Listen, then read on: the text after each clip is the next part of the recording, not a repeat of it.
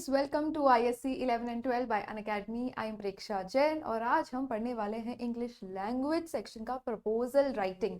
अब आप देख रहे हो कि मेरा ये पहला सेशन है इस चैनल पे and I am very very happy, very excited to start this new journey with you guys. कुछ लोग आई एम श्योर फेमिलियर भी होंगे मुझसे, क्योंकि मैंने पहले पढ़ाया हुआ है आपको 10th में। काफ़ी टाइम से मुझे चाहिए था कि मैं ISC पे भी पढ़ाऊँ, so here I M.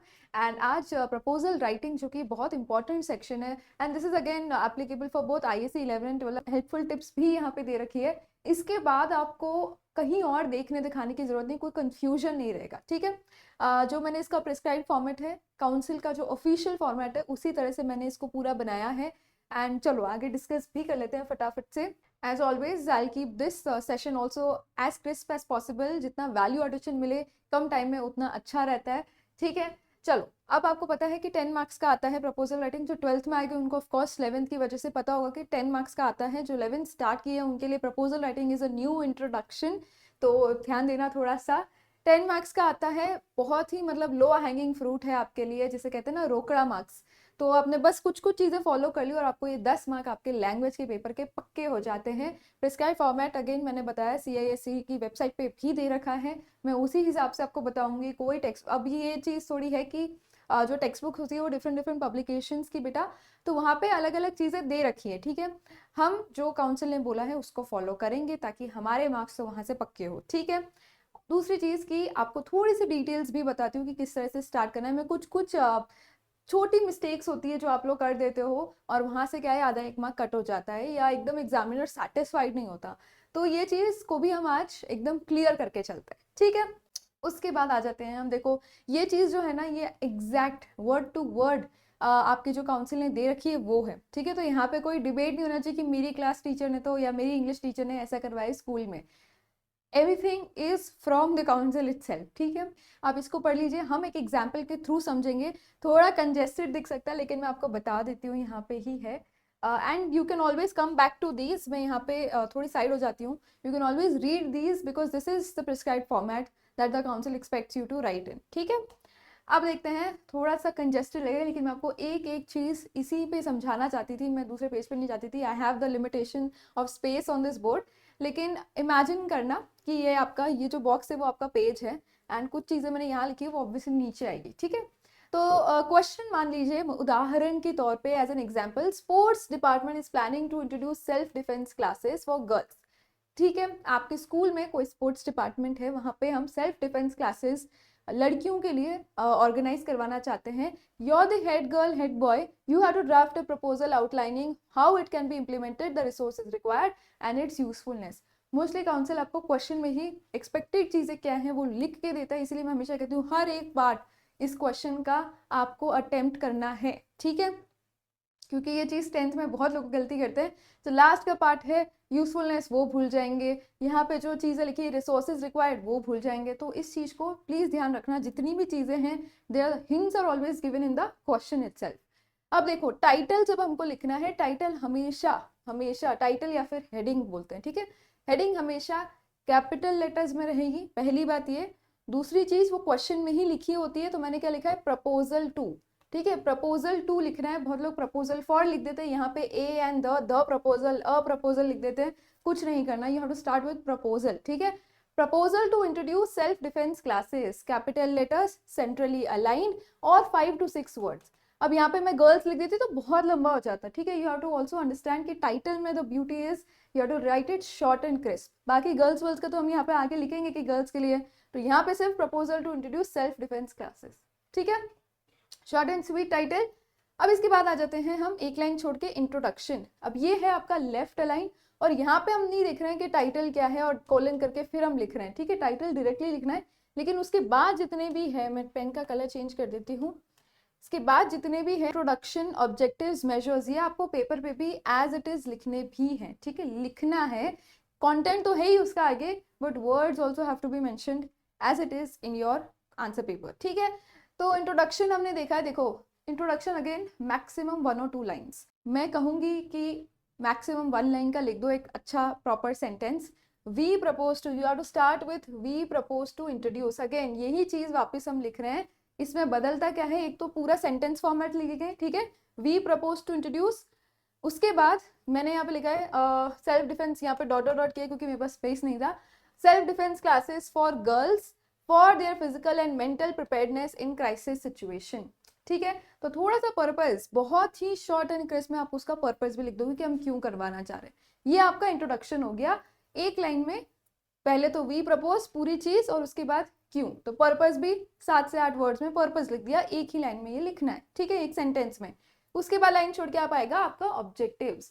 Objectives बहुत इंपॉर्टेंट है, आपको मिनिमम 2 ऑब्जेक्टिव्स लिखे कि आपको ये क्यों करवाना है। कोई भी इस तरह की सेल्फ डिफेंस वाली क्लासेस हो गई, या फिर प्लांटेशन ड्राइव हो रही है, या फिर गार्बेज कलेक्शन ड्राइव हो रही है, कुछ भी इस तरह के आप करवा रहे हो, तो आपका पर्पस क्या है, आपका ऑब्जेक्टिव क्या है, तो इसको आप 2 लाइन में लिखोगे। अगेन पैराग्राफ फॉर्मेट होगा, ठीक है, इसको पैराग्राफ फॉर्मेट में लिखना है, इसको पॉइंट फॉर्मेट में नहीं लिखना है, ठीक है। तो ऑब्जेक्टिव से मैंने क्या लिखा है, these self defence classes will help girls to protect themselves, ठीक है, in crisis situations, in unsafe situations, in public in private spaces, ठीक है। आप इस तरह से लिख सकते हो, ये एक लाइन हो गई आपकी, एक सेंटेंस हुआ। दूसरा, also these classes can help boost their confidence, या फिर आप सेल्फ कॉन्फिडेंस लिख सकते हो, self discipline and independence among girl students, ठीक है। तो ये 2 सिचुएशंस में 2 ऑब्जेक्टिव्स आपने इस तरह से लिख दिए, ठीक है। 2 सेंटेंसेस काफी है for your objectives, remember paragraph format में लिखना है, ठीक है। तो ये आपका हो गया। अब इसमें मैंने कुछ कुछ वर्ड्स दिए हुए हैं, तो ये वर्ड्स आपके वर्ड्स यू कैन यूज है, ठीक है, words you can use. Vocab है, कभी कभी स्ट्राइक नहीं होता ना लास्ट राउंड पे, तो ये आप यूज कर सकते हो, मैं आपको सीधा ही दे दिया कि भाई ये वाले वर्ड्स यूज कर सकते हो। एम्पावर गर्ल्स हो गया, एम्पावर स्टूडेंट्स हो गया, empower girl female students in this case, ठीक है। फॉस्टर हो गया, फॉस्टर यू कैन यूज जब साइंटिफिक टेम्पर की बात आती है, कोई इस तरह की साइंस, आपका साइंस एक्सपेरिमेंट्स का कुछ करवाना है वर्कशॉप आपको, या फिर वो होता है ना साइंस सिटी विजिट, वो करवाना है, या कोई अच्छी साइंटिफिक इंस्टीट्यूट है वहाँ पे विजिट ऑर्गेनाइज करवानी है, तो उस टाइम पे आप लिख सकते हो फॉस्टर साइंटिफिक टेम्पर। अब प्रमोट है, यानी प्रमोट में आप ये लिख सकते हो प्रमोटिंग एनवायरमेंटल अवेयरनेस। अगर कोई ग्रीन ड्राइव है, प्लांटेशन ड्राइव है, तो एनवायरमेंटल अवेयरनेस की बात आ जाएगी, ठीक है। आप लोग बूस्ट भी लिख सकते हो, बूस्टिंग, यहाँ पे जैसे मैंने लिखा है boosting there confidence, boosting self confidence, boosting your energy, boosting self discipline, ये सारी चीजें लिख सकते हो, ठीक है। बूस्टिंग इंटरेस्ट इन रीडिंग, अगर कोई बुक रीडिंग, बुक डोनेशन इस तरह का ड्राइव है। उसके अलावा सपोर्ट और हेल्प डेवलप, यानी कि दिस प्लांटेशन ड्राइव में help develop environmental awareness, help develop scientific temper, help develop, इस तरह से आप उसको भी फ्रेम कर सकते हो। तो कोई भी इन तरह के वर्ड्स को आप यूज करना फॉर योर ऑब्जेक्टिव्स, ठीक है। बिकॉज समटाइम्स चमकता नहीं है कि क्या लिखा जाए, हम रिडेंडेंसी आ जाती है, और आईएससी में आके आपको थोड़ा सा language proficiency it goes a level up, right. थोड़ा सा आपको उसमें एडवांस लेवल का एक्सपेक्टेशन भी रहता है, अच्छे मार्क्स, क्योंकि देखो मैंने आगे लिखा हुआ भी मार्क्स डिस्ट्रीब्यूशन में लिंग्विस्टिक एबिलिटी के ही 2 मार्क है, तो ये इस तरह के वर्ड्स यूज करके ही पोलाइटली, अगेन वो भी चीज हम मेजर्स में देखते हैं, पोलाइटनेस और कंक्लूडिंग लाइन में भी पता चलेगी। मेजर्स आपको अगेन इस तरह से लिखना है, मेजर्स या स्टेप्स टू बी टेकन, इस तरह से यहाँ पे लिख के आप पॉइंट वाइज लिखोगे। इसमें पॉइंट वाइज है, यहाँ तक हम देख रहे थे पैरा में चल रहा है, यहाँ पे पॉइंट वाइज लिखना है।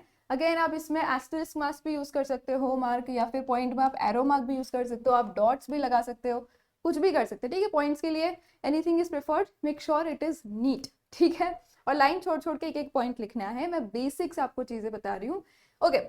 सबसे पहले हम देख रहे हैं professional female trainers may be approached for conducting such self defence classes for the girls.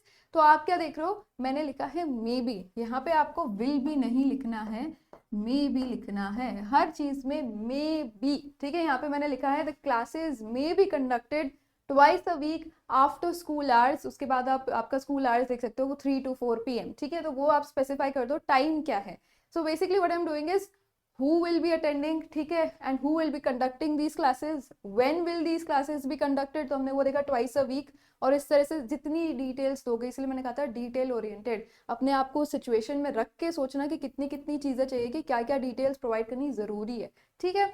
फिर कहाँ होगी, school gymnasium can be use, या फिर आप स्कूल प्लेग्राउंड भी यूज कर सकते हो, अगर मॉक ड्रिल करवानी है तो वो यूज कर सकते हो। और उसके बाद रजिस्ट्रेशन फॉर्म, कौन कौन पार्टिसिपेट करेगा, प्लस कैसे हम इसका रजिस्ट्रेशन लेंगे, तो registration form may be circulated for the girls of classes 6 to 12, ठीक है। इस तरह से भी आप करवा सकते हो कि कौन करेगा। लास्टली मैंने लिखा है कि एक मंथली असेसमेंट हो सके, for monthly assessment a mock drill can be conducted at the end of the month to check progress या फिर टू मॉनिटर प्रोग्रेस। ठीक है, मिनिमम 4 मेजर्स लिखने हैं। 4 to 6 is a good idea, 4 to 6 measures लिखना। आपका सारा what, where, when, how, who, ये सारी चीजें आप डिटेल्स जितनी करोगे वो बढ़िया लगेगा। ठीक है, और एग्जामिनर को भी लगता है कि नहीं, स्टूडेंट ने डिटेल ओरिएंटेड लिखा है। Make sure your writing in the proper grammatical format. इसीलिए मैं कह रही हूँ मे बी ही लिखना है एंड मे बी प्रोवाइडेड। ठीक है, तो वो टेंस का भी ध्यान रखना, क्योंकि ये बच्चे बहुत गलतियां छोटी छोटी करते हैं।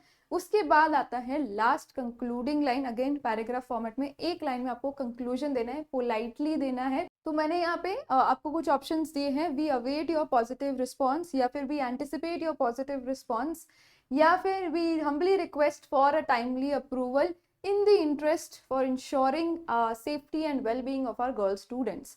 सिंपल सी लाइन है। ठीक है, अगेन पर्पस को मैंने यहाँ पे भी थोड़ा सा एंड में डाल दिया है ताकि वो और क्या बोले, कन्विंसिंग लगे और पोलाइटली लगे। देखो इस प्रपोजल में ना एक चीज याद रखना, tone has to be polite, इसीलिए मैंने यहाँ पे मे भी लिखा है। मे भी लिखा है, विल लिख देते हो ना तो क्लासेस विल बी कंडक्टेड, थोड़ा सा रूड लगता है।